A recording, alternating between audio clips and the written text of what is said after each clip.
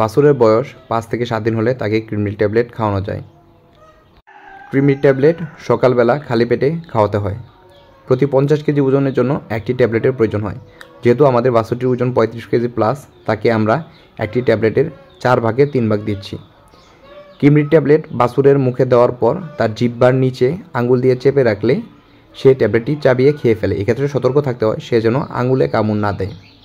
কৃমির ট্যাবলেট খাওয়ানোর পর 2 ঘন্টা অপেক্ষা করে তাকে লিভার টনিক দিতে হয়।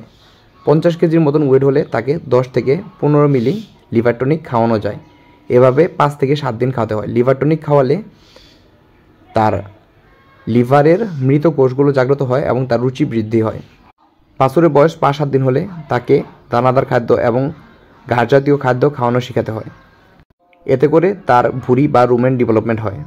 বাছুর ইচ্ছাকৃতভাবে ভুট্টা গুঁড়া খেতে চায় না, এর জন্য তার নাকের উপরে ভুট্টার গুঁড়া দিলে সে ভুট্টা গুঁড়া চাটে এবং মজা পায় এবং খাওয়া শিখে।